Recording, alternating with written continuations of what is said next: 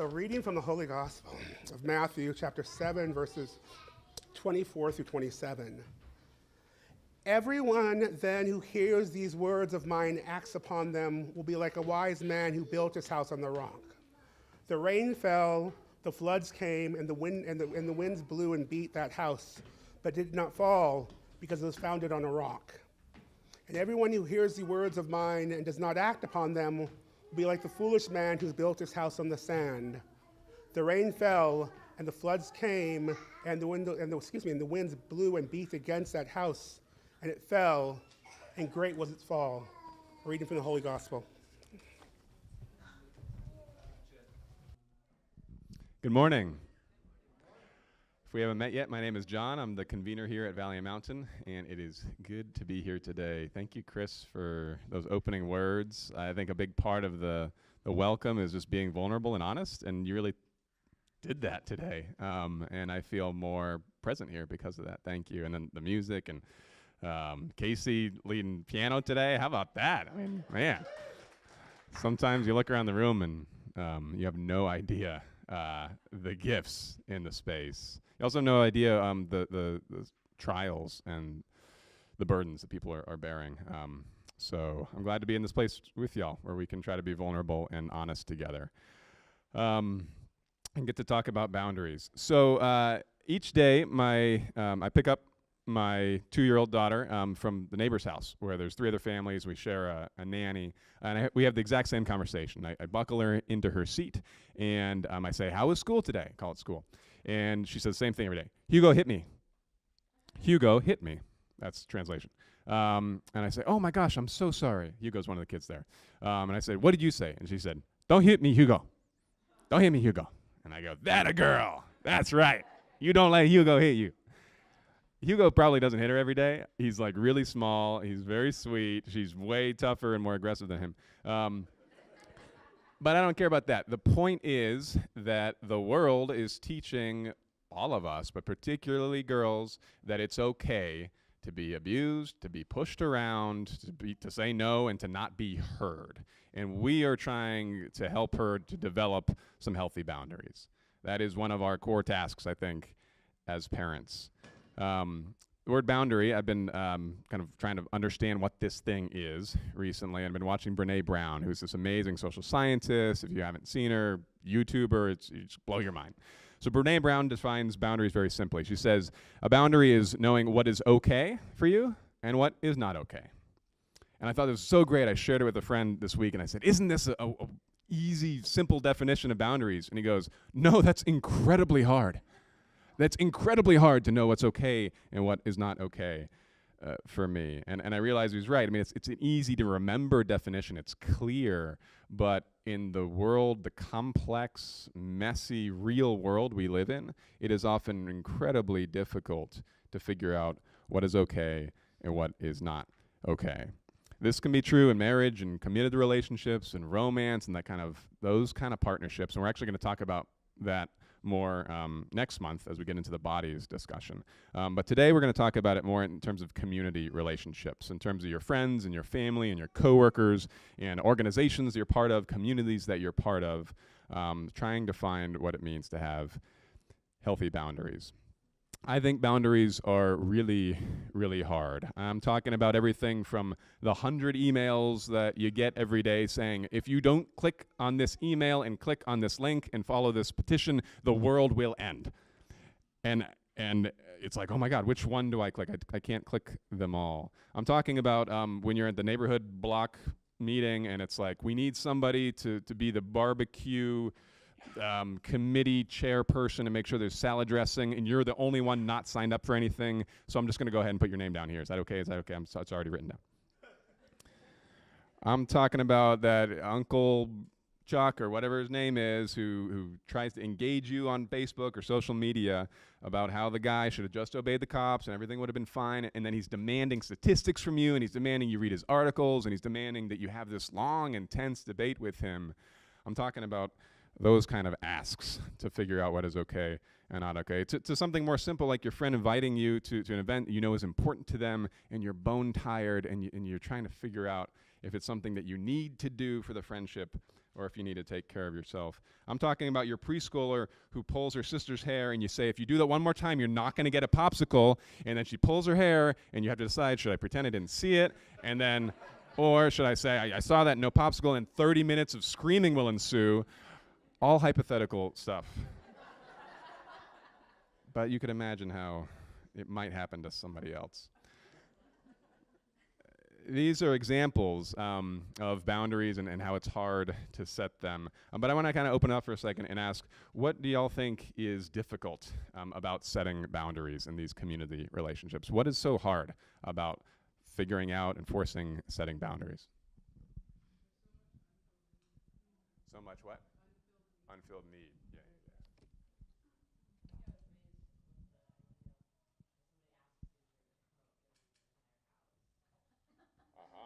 Yes. Somebody asks you for your coat, give them your entire house. So, yeah, religious stuff. For me, sometimes it's hard because you kind of look where you are and a lot of the stuff you've done in your life, and it's because you actually have crossed some of these boundaries. So it's kind of like, okay, well, I got this good just because I did that. Do I owe it to somebody else? Do I owe? Mm-hmm. Yeah, figuring out what you owe. Yes, yes, yes, yes.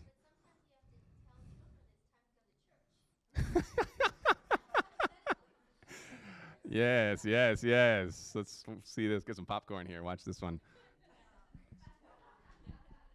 Trying to figure out when the other person's being unreasonable. That's tricky for me. Yeah.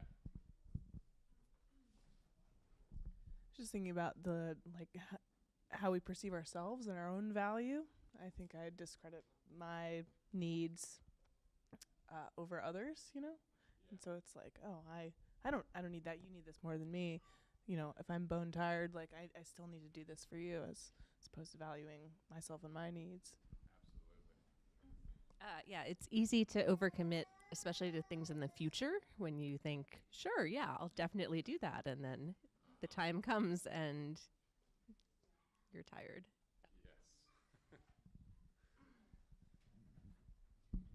I think it can also become part of your identity over time. Like, that's the way people know you, is like, oh, they're going to step up, they're going to be helpful, they're going to say yes. And then to finally realize, I can't be that person anymore. Like, how do you just change how everybody perceives you? Yeah, I had talking about this, planning for this sermon, sharing some of it with a friend, and she said, I got involved in this organization, I cared a lot about it, and I started saying yes to everything because there's this need, and then they all knew I'd say yes, and I couldn't stop, and it just went so far. Something that's hard for me is that I believe that we have to do hard things. I believe we have to push ourselves, and it's hard for me to determine when is this something where I need to push myself and get through this hard thing, or ask another person to push themselves to get through this hard thing, and when is it a boundary that shouldn't be crossed. I also think the enforcement boundaries can be hard, where I ask myself, is this a boundary for self-care, or is this laziness? And I should actually be saying yes and doing more. So I find a lot of uncertainty wrapped around with a lot of feelings of obligation and also desperation and excitement and wistfulness for what I want to see happen, and not knowing how much of my own capacity I should be spending on it.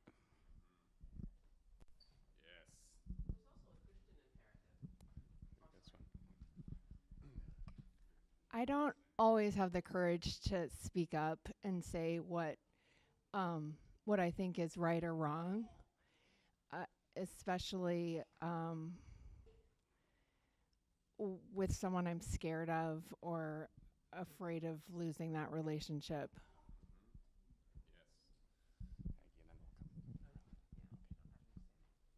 Yeah, I think I was going to say something similar. There's some situations I feel like I have a fear of conflict that keeps me from doing boundaries that are healthy. Yes. Do one last one here. I think for me, there's so many things I am really interested in and passionate about that I end up like wanting to be involved in all these different things and like helping out with so many different things, but like there just are not enough hours in the day, and then I'm like depleted, and then I don't have the energy for the things that I don't have a choice about, like parenting, etc. So Yeah. Okay, one last one. Talk about boundaries, right? Yeah, I think it has a lot to do with self-realization and discovering where you're sensitive and what you're not sensitive to. Sometimes we're hard about things, sometimes we're really sensitive. So for me, it's about personal discovery on where my boundaries are and a lot of self-realization. Oh, this is good. I had like 3 things written down, and in case nobody said anything. So, all right, y'all, we're almost done now. These were great. So much wisdom in the room from personal experience. So I want to talk about one of the big challenges I see from like a really almost a philosophical or theological perspective. One of the big issues I see with this, and we touched, a couple of y'all touched on this in a few different ways, is that we see that in terms of setting boundaries and what we're obligated to do, what we're called to do, versus what we need for ourselves. We see it like this simple spectrum, where over here we have selfishness, and over here we have selflessness. And that it's just this binary plane, this dualistic, this or that kind of a thing. If we're selfish, then it's basically I do whatever I want. My agenda is the only one that matters. My desires cannot be watered down. Nobody has any claim on my assets, my time, my creativity, my gifts. It's all whatever I want to do with them, and that's the only sort of source of calling that I've got and source of need that I've got. On the other side, we have selflessness, which is others are more important than me. Some of y'all talked about this, that my goal and my purpose is to give, is to please, is to support, is to elevate others around me. And in the normal conversations I have with people trying to set boundaries or who are just struggling with life, it's almost always about trying to find a balance. Like where for me is the right plot on this line to mix the 2 ingredients of selfishness and selflessness, neither of which is actually a good thing. And so people are burning out constantly. There's this cycle of life that we get into, and we start kind of getting into the selflessness area, and we're committing, and we're doing, and we're doing, and we're helping, and suddenly we have all these things and all these commitments, and we don't see how we're going to make it, and so we burn out, we quit everything, we don't even tell everybody that we're quitting. I don't know if you can relate to this, I mean, hypothetically speaking, right? And we just disappear. And then we kind of go into this retreat mode and recharge mode, and then we kind of go back and we get isolated, and we want to be involved in our communities again, and so we start going on the other way. We go selfless, and then we burn out, and we jump all the way back to selfish, and then we start kind of zooming out here again. And what we're looking for so much is this magic ingredient of 50% that, 50% that, to kind of end up right here. And again, a hypothetical thing that's a joke, but it's not. I mean, I'm coming at this not as somebody who has this figured out, but somebody who's desperate to figure this out. This is a cycle in my life that I've been going through for years and years and years, and that I want to get out of this cycle. I don't think that this is the natural cycle of life and there's no escape from it. I think there is another way. And so I've been kind of trying to plumb the depths of wise people and plumb the depths of my tradition, which I call subversive mystical Christianity, to find a way out of this. And there are ways out of this. So Christianity pretty much always provides a third way. Jesus always provides this third way. When there seems like a binary, a dualism, a this or a that, there's often something deeper. And so the goal in that path, in my path, is not about finding the right mix of the binary. It's finding something that is off the charts. And so what I think that this looks like is realizing that it's not, selfishness is like, I'm the only thing. I am the one subject in the world, and everybody else is like an object, something that I can sort of use or get something out of. And it's about kind of finding a way to use other people to get what you need for yourself. Selflessness is like is the opposite of that. It's everything else matters. Everybody else's needs matter, and my self, my ego should be diminished and should be erased and should be kind of subjugated to that of everybody else. And I think that in both cases, it's all about this kind of, you're looking at yourself as an individual that is disconnected from the world around you. Are we better than the world, or are we less than the world? Rather than seeing us as a self that exists in a community of other selves.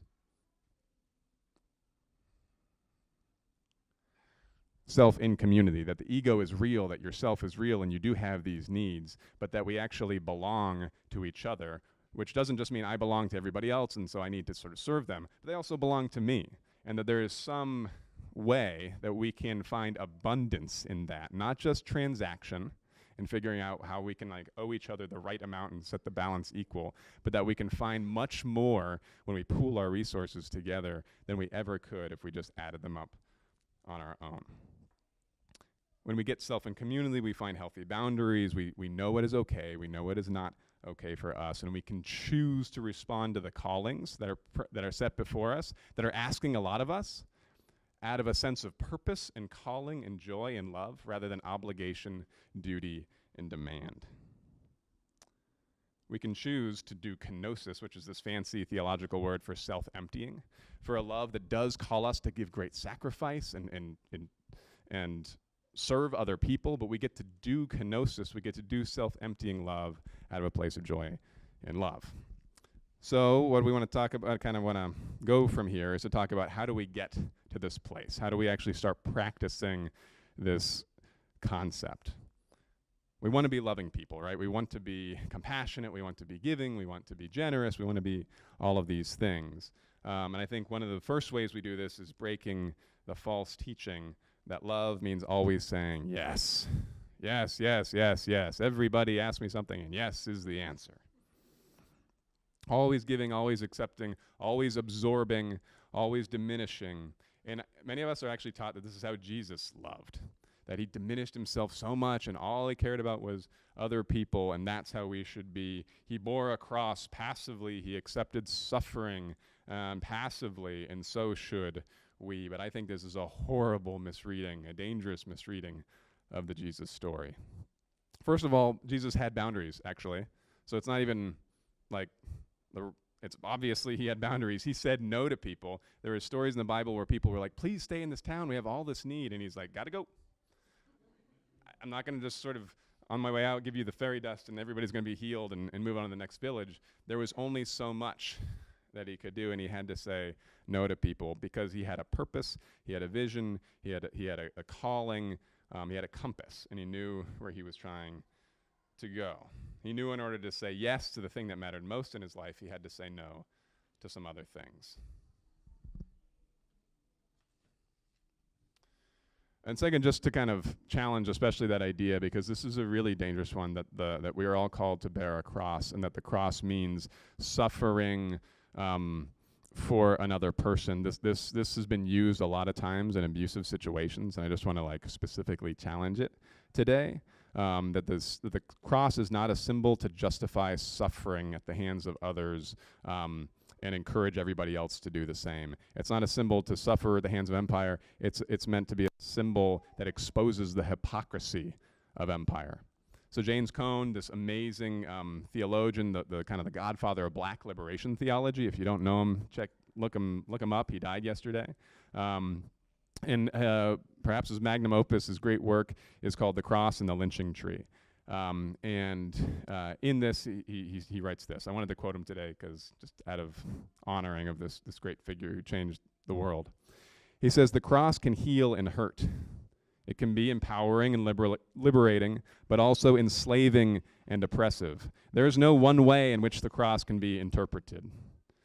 I offer my reflections, this is Cone speaking, because I believe that the cross placed alongside the lynching tree can help us see Jesus in America in a new light, and thereby empower people who claim to follow him to take a stand against white supremacy and every kind of injustice. And so a cross that is used to justify injustice is not the cross of Jesus. I do think that the Jesus story does say that sometimes you have to suffer and sometimes you have to sacrifice, and that is part of what you're signing up for. But the purpose is not to maintain the status quo. In abusive situations and toxic relationships, that's what people are asking you to suffer for. They're saying, just kind of absorb this so that nothing has to change.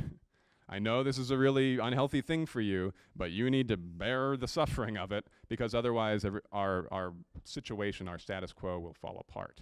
They're asking you to suffer so things won't change, whereas the calling of suffering in the Christian tradition is suffering so things will change, so it doesn't have to keep being that way. I think real love never diminishes you. Real love causes the spark within you to burst forth like the dawn.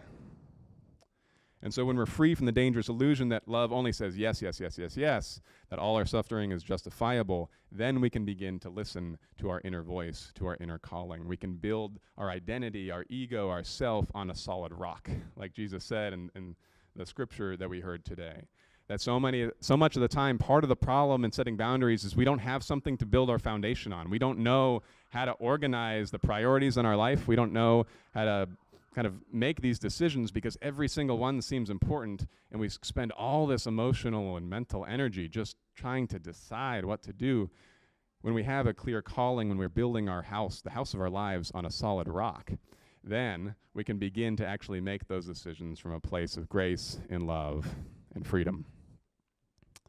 We do this not out of obligation at this point, but out of responsibility. Howard Thurman, the great theologian, one of the mentors of Martin Luther King, said this: "Do not ask what the world needs. Ask what makes you become fully alive. Because what the world needs is people who have become fully alive." Do not ask what the world needs. Ask what makes you come fully alive, because what the world needs is people who have come fully alive.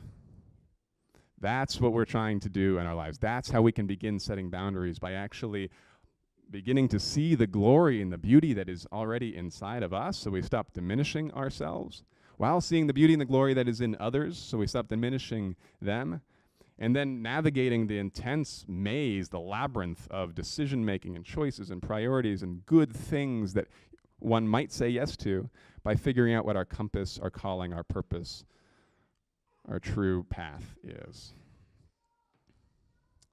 There's one last thing that I want to say about the boundaries thing, and this is kind of a hard one, because I think what I'm saying today is about boundaries are good, and sometimes you need to set up, as a metaphor, a fence or a barrier, and sometimes that's really healthy, especially when you're hurting. I often pray with people when they're suffering, God, be a rock, be a fortress, be a wall, be a hedge, be a fence, be protecting of somebody, because we need that sometimes to protect that spark that is within us. But then what about the border wall? I mean, honestly, it's like really look into this and not just kind of hide from those kind of potential contradictions. If we're saying that sometimes you have to protect what is good and right, then what about, isn't that what this whole Trumpian movement is about? This kind of let's build a wall to protect what is good here.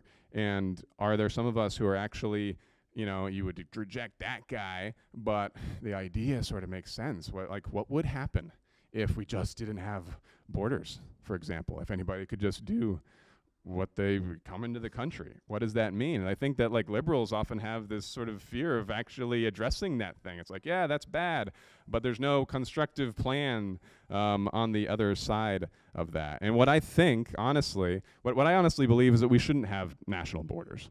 I don't think we should have the system that we have. But if we were actually going to do that, then things would have to change radically. There would have to be a whole different distribution of the goods and resources and accesses of this earth. And so, the political parties don't want to talk about that, because that's freaky. That's dangerous. No one has a clear answer of what that would hold. I think we can't talk about ultimately setting healthy boundaries and being able to kind of have enough for us while also giving to others, unless we recognize that in the world, there's a lot of insecurity, that our social system does not provide security to us enough for everybody to just give in that way. Because you do have to kind of make sure that you're okay, your health care and your family's housing and all these kind of things. And so if we could create a society where people did not have to be so insecure about everything, that would begin to unlock the keys so that we could have less of this hostile attitudes to each other, that we could create healthy boundaries that don't actually exclude and diminish and hurt others around us. And I felt like we just needed to be honest about that. So we're not done with the boundaries discussion. We're going to keep talking about this because it's really rich, and I haven't figured it out yet, so we're just going to keep talking about it till I get really healthy boundaries. No, I'm not using this as a platform to work out my own thing entirely. Would never do that. No, people say every preacher, if they're preaching a good sermon, it's because they're preaching to themselves. But ultimately, I think that this is something that we as a community should continue to discuss and to wrestle with and to work through together. So I want to take just a few minutes to invite you to turn to a neighbor and talk about what's kind of caught you today, what's settling in you. If you need to kind of just be alone in that, that's okay too. Not forced friendship or whatever. Introverts, that's okay. You can just say, I need a second to think about it myself. But I'm going to give you 3 or 4 minutes to think, and then I'll wrap it up. All right. I'm going to call us back together. There is a lot to say about this. It is something that so many of us struggle with,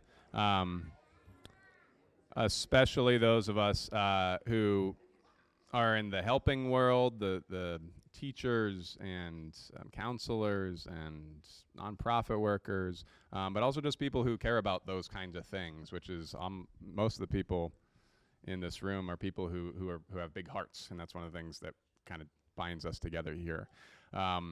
And my prayer is that we can begin more and more acting on this love, not out of a sense of trying to be good enough or worthy enough or I don't know, have enough integrity or character or be approved enough of those around us, but that we can do this work out of a sense of grace, of unconditional love, of the belief that God, the nature of the universe, this whole foundation is all about grace. A love that does not measure us, that is not counting up our wrongs and our rights, but that pours forth an infinite, unconditional, everlasting way through and around and within us. That we can begin acting more and more out of that sense of grace. And that, my friends, is what communion is about. At least here at Valley Mountain, that's what we say communion is about trying to receive and chase after and take in that grace so that we can spread it out into the world. It's come to the time for communion here at Valley Mountain, and as you come forward today, I invite you to be thinking about those boundaries, those places in your life where you're trying to set that. What's the challenge for you? Is it embracing the glory within and stopping diminishing yourself and think that you've got to do these things to please others? Is it a sense of, I think everything's important and I don't know how to go forward? So is it about finding your calling, your path, your way forward? Or is it about working to make this world a place that enables everybody to have enough so we don't have to be insecure anymore?